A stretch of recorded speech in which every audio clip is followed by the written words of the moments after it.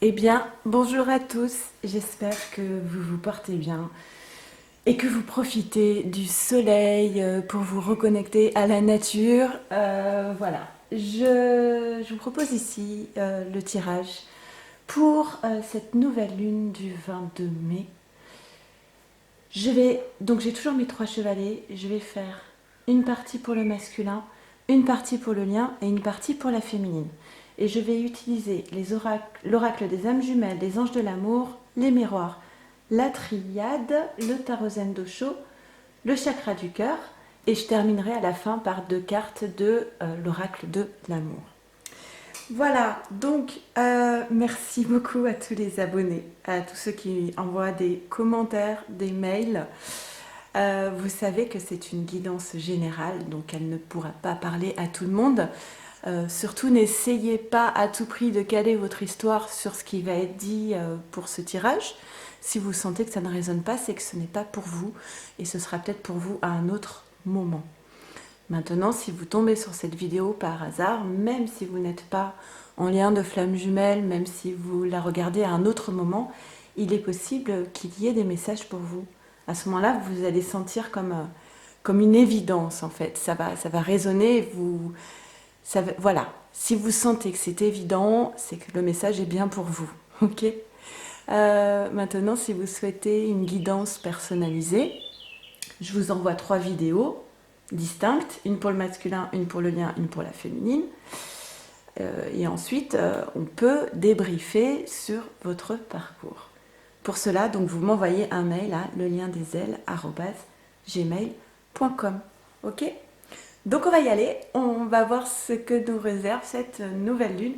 Je vous rappelle, il y a une vidéo qui s'appelle « Comment faire ses vœux à la nouvelle lune ». Je vous invite vraiment à chaque nouvelle lune à faire des vœux, mais vraiment à ne pas être centré sur votre autre, mais être centré sur vous, sur quelles sont les émotions que j'ai envie de vibrer, et ensuite laisser faire l'univers pour vous apporter ce que vous avez demandé. Et parfois l'univers prend des chemins assez détournés pour vous apporter. Bah, écoutez, si vous avez envie de vibrer la joie et l'amour, peu importe finalement le moyen qui va être choisi, l'important c'est vraiment que vous soyez dans ces émotions. Ok. Allez, on y va. Donc je fais un petit accéléré, le temps de tirer les cartes. C'est parti.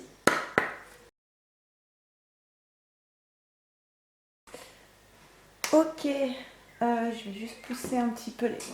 Voilà. Allez, on y va. Donc on va commencer. Donc je vais faire le premier chevalet donc pour le masculin. D'accord. Où on est. Quelles sont les énergies pour ces masculins, pour cette nouvelle lune? Je vous rappelle que masculin, ça peut être un homme comme une femme. C'est simplement celui qui prend conscience du lien en deuxième. Parfois, il met même beaucoup de temps pour prendre conscience du lien. Et en tout cas, il a plutôt tendance à fuir la relation. Alors que la féminine, c'est la première consciente du lien et qui a plutôt tendance à poursuivre l'autre. Attention, Runner Chaser, pour moi, ça veut un peu rien dire parce que parfois dans le parcours, la féminine, elle peut aussi tourner le dos et le masculin peut se retrouver à courir après sa féminine. Vous verrez dans les témoignages de masculins, justement, c'est pas facile quand ils se réveillent un petit peu tard et que bon bah parfois c'est trop tard, clairement. Donc on va voir ce qu'on nous dit pour le masculin. Alors un masculin qui reçoit peut-être pas mal de signes de synchronicité ou des choses qui le ramènent à sa féminine. Donc vous savez, ça peut être des chansons, ça peut être des prénoms, ça peut être voilà, des synchronicités, quelque chose qui lui rappelle un moment vécu avec sa féminine. Voilà, donc il y a des choses sur son chemin qui, vous voyez, je vois comme toquer un petit peu sur l'épaule. Eh oh, t'as pas oublié? Donc non, il n'oublie pas. On a un masculin ici qui est en perte de confiance. Alors, perte de confiance, manque de confiance en lui. Ça, oui, mais j'allais dire, c'est pas nouveau. Non, là, c'est surtout manque de confiance en ce que la vie lui réserve, en l'avenir. Une perte de foi, en fait,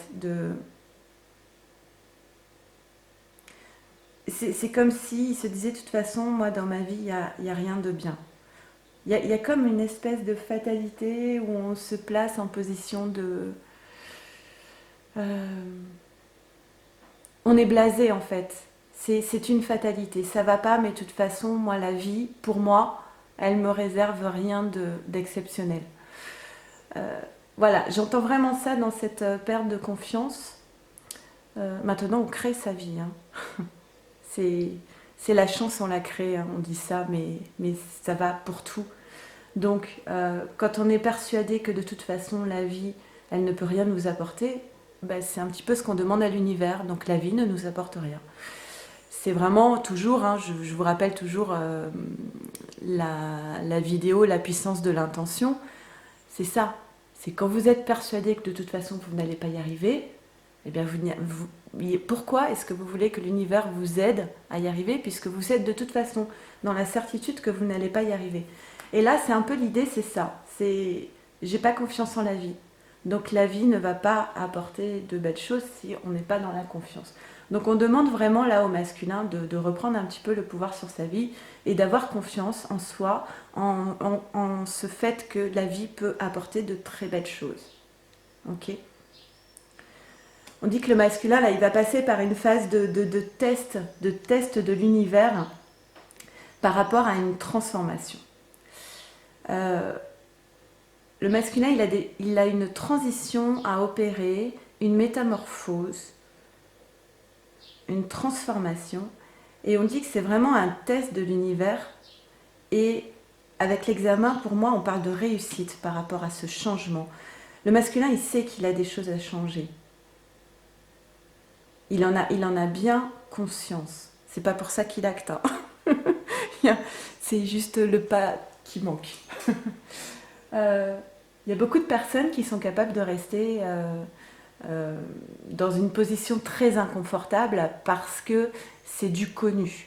Donc c'est vraiment, je vous mettrai dans la description de cette vidéo de nouveau la vidéo La voix de l'âme, parce que cette vidéo, elle explique bien, soit on va écouter l'appel de l'âme, donc le changement. Effectivement, il y a quelque chose qui m'appelle et je sens bien que je ne suis pas à ma place, qu'il y a des choses qui ne vont pas, que je ne suis pas alignée. Donc il y a cet appel qui pousse un petit peu à se transformer.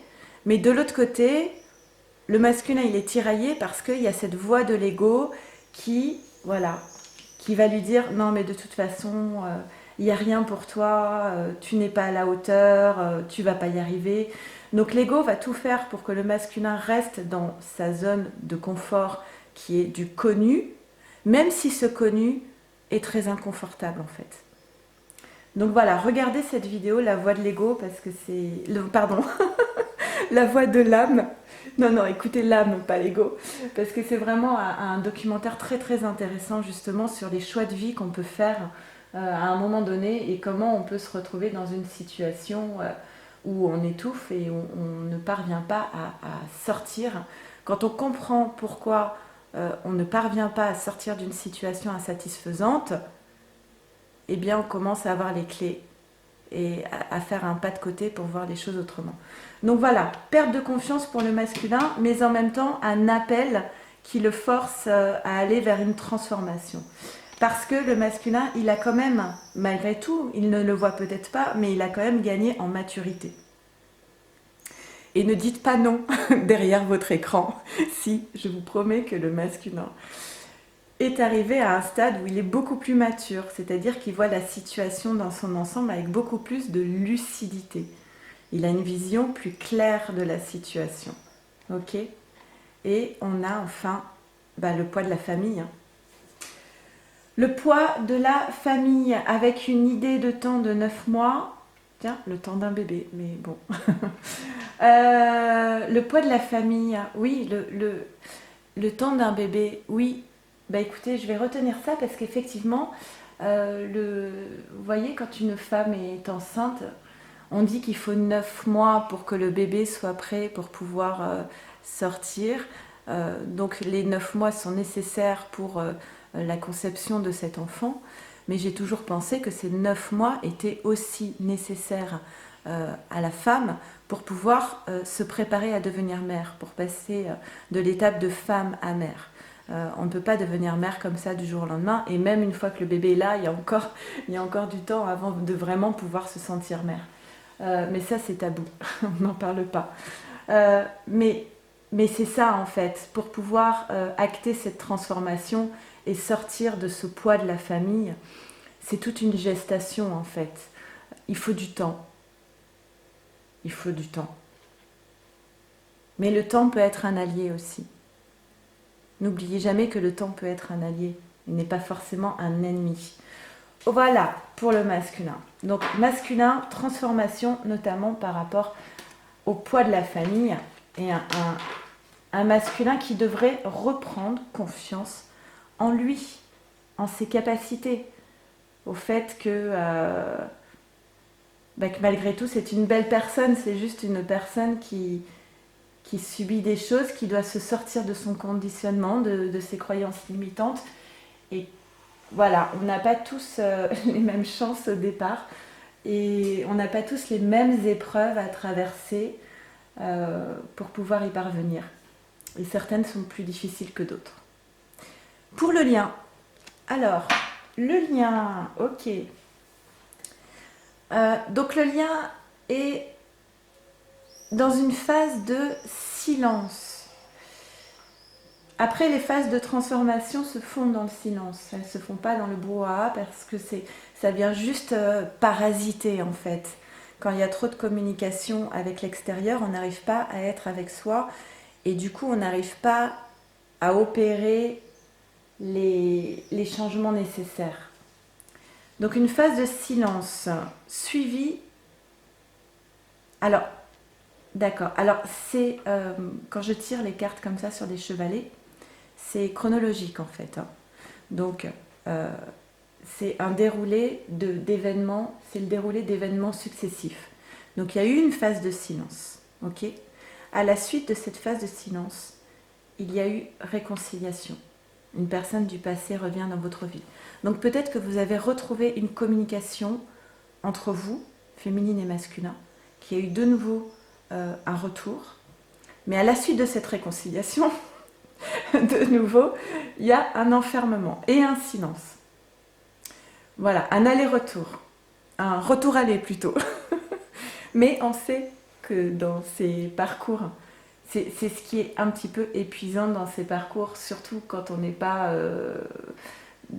dans cette posture naturelle habituellement dans des relations, c'est que ce qui est épuisant dans ces parcours, c'est justement, ce sont ces allers-retours incessants. Une fois, deux fois, trois fois, jusqu'au jour où stop. Donc là, il y a eu réconciliation. Et de nouveau à la suite de ça, alors sans doute parce que l'un ou les deux d'ailleurs, en général c'est les deux n'étaient pas prêts, il y a eu de nouveau un enfermement et besoin de se retrouver. C'est-à-dire que les phases où on se retrouve sont aussi des phases qui permettent de voir si l'autre est prêt ou pas et qu'est-ce qu'on a à travailler. Donc à chaque fois c'est une mise en lumière de ce qu'il faut encore travailler sur soi. Donc en fait, quand de nouveau il y a un éloignement, c'est que les choses elles ne sont pas prêtes et c'est que il y a encore des blessures à transcender et que les choses elles n'ont pas fini d'être guéries. Voilà, et tout simplement qu'on n'est pas prêt. Donc enfermement, silence, nadir, super. Alors le nadir c'est cette obscurité, c'est avancer sans savoir vers où l'on va, être dans le noir total, marcher à l'aveugle. Sans lumière. Pourtant, il y en a une de lumière ici. Hein. Ça peut aussi faire penser aux nuits noires de l'âme, donc de la douleur. Parfois, on vit plusieurs nuits noires de l'âme dans ce parcours. Hein. En général, les nuits noires de l'âme qui arrivent après sont moins fortes que la première. Et heureusement, j'ai envie de dire. Mais là, voilà, on ne sait plus vers où l'on va. Et voilà, ce qu'on dit, pourquoi est-ce qu'il y a eu... voilà, tu n'es pas prêt. C'est ça. 10 jours. Je ne suis pas sûre qu'en 10 jours, on puisse être prêt. Bah voilà, c'est ça en fait. Il y a peut-être eu réconciliation, retour, etc. Mais en réalité, les chaînes n'étaient pas brassées. On a été brassés, j'entends. On a été brassés. Les chaînes n'étaient pas brisées en fait par rapport à une relation karmique. Mais ça, c'est aussi bien pour le masculin que pour la féminine, hein. Donc vous pouvez vous concentrer sur le masculin en vous disant qu'il n'a pas libéré ses chaînes, il n'a pas repris le pouvoir sur sa vie par rapport à une relation karmique.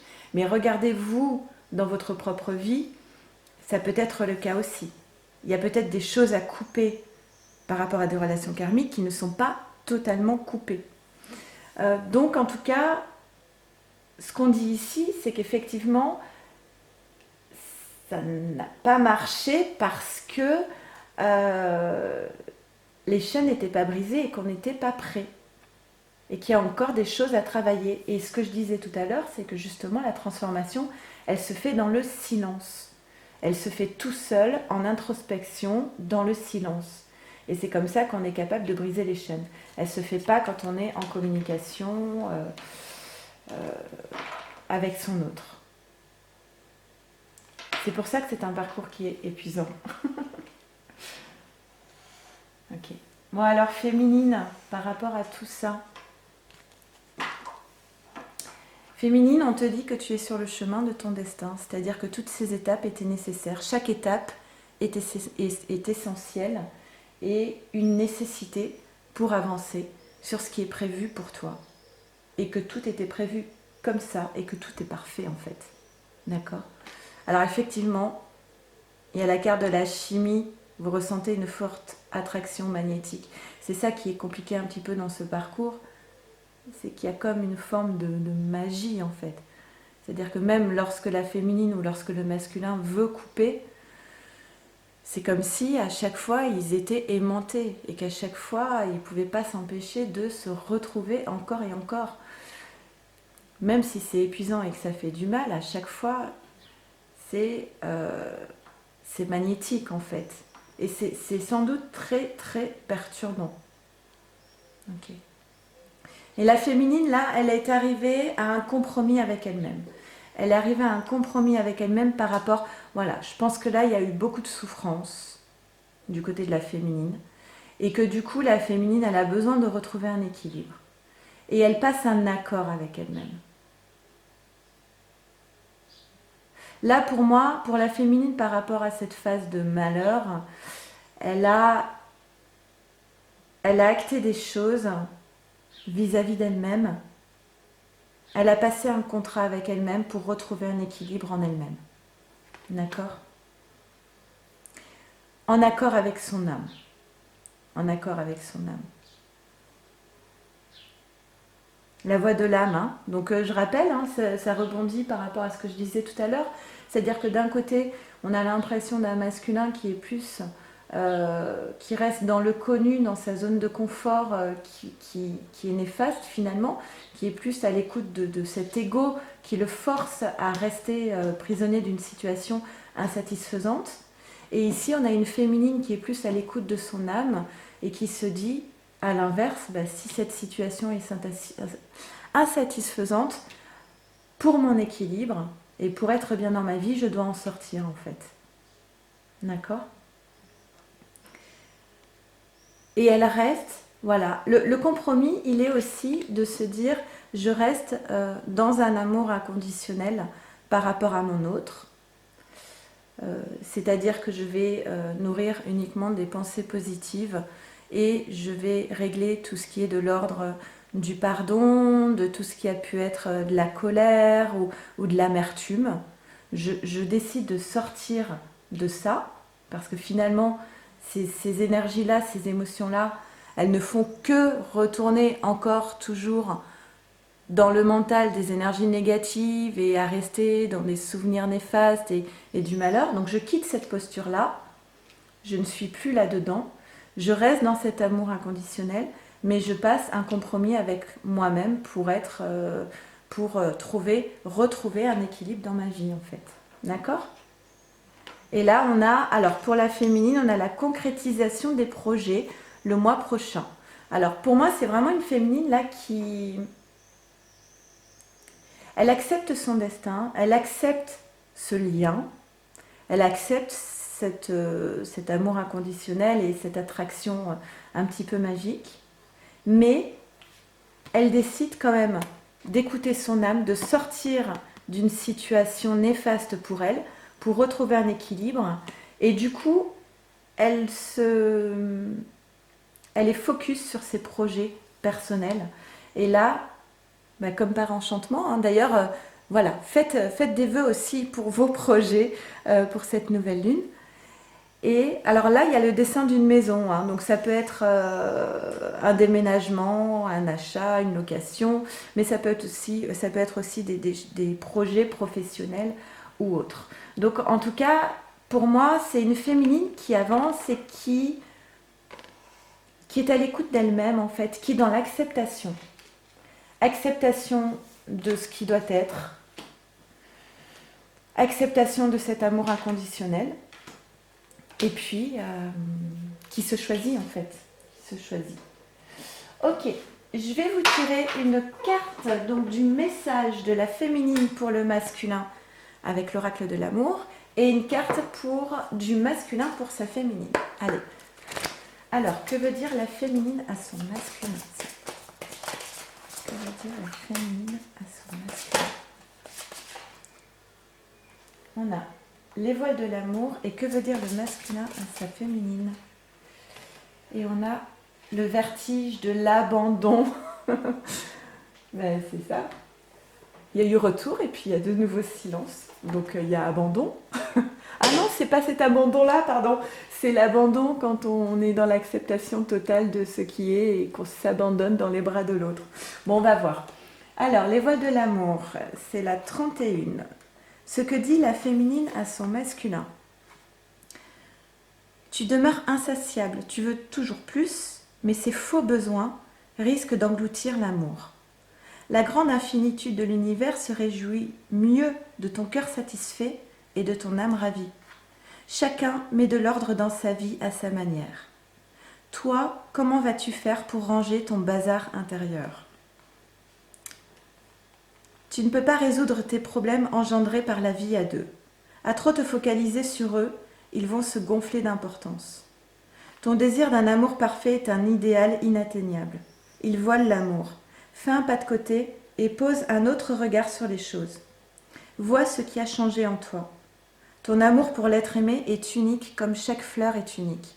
À trop le comparer, à trop l'idéaliser, il devient insaisissable. Écarte doucement les voiles chargés d'exigences et de convoitises. L'herbe n'est pas plus verte à côté.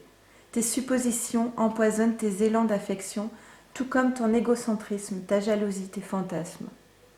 Pour aimer d'amour, ta mort émotionnelle et intellectuelle doit se produire.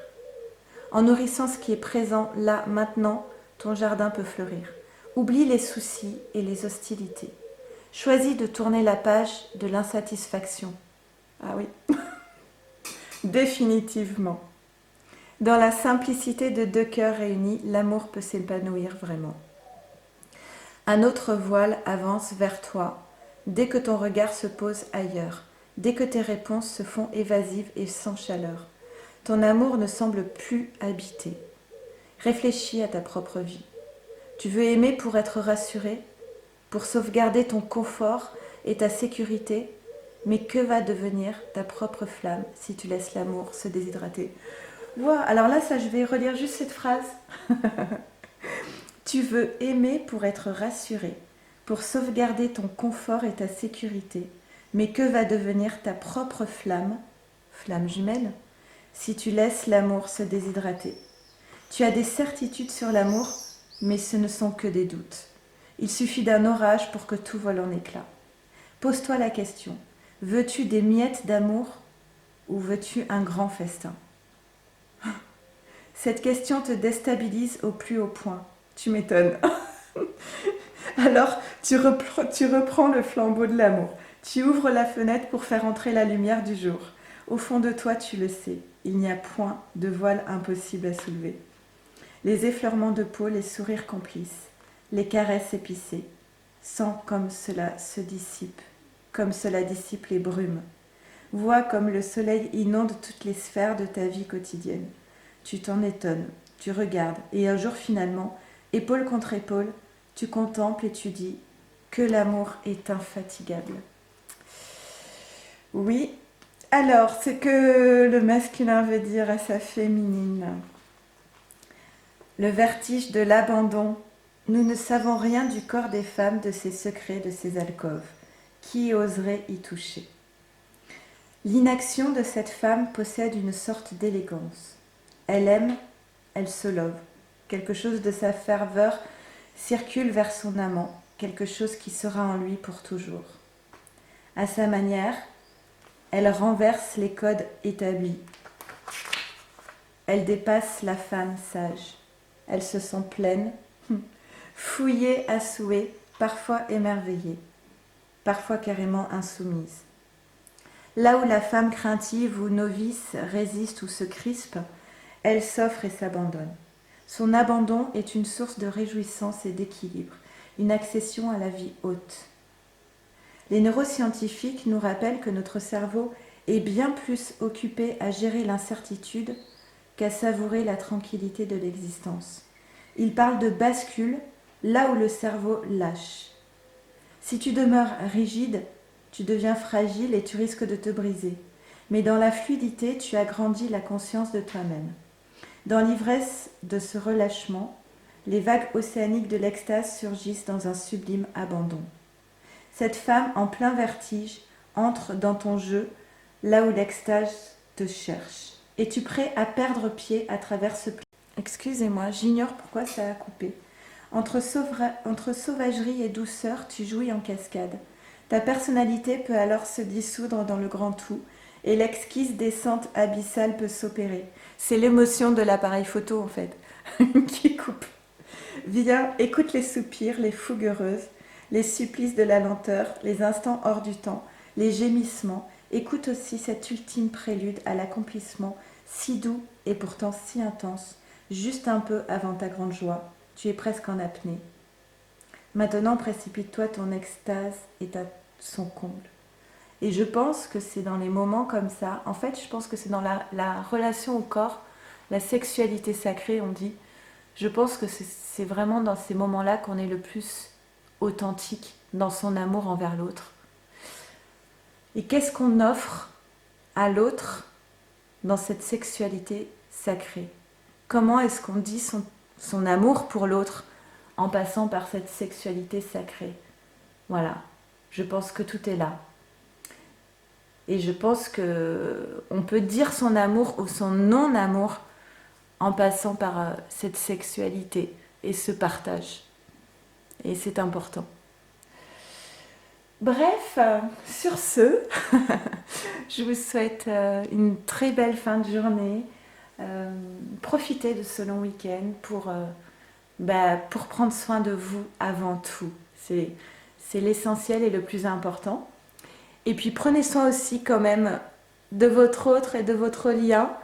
Et je vous embrasse très fort. Merci. Au revoir. À très vite.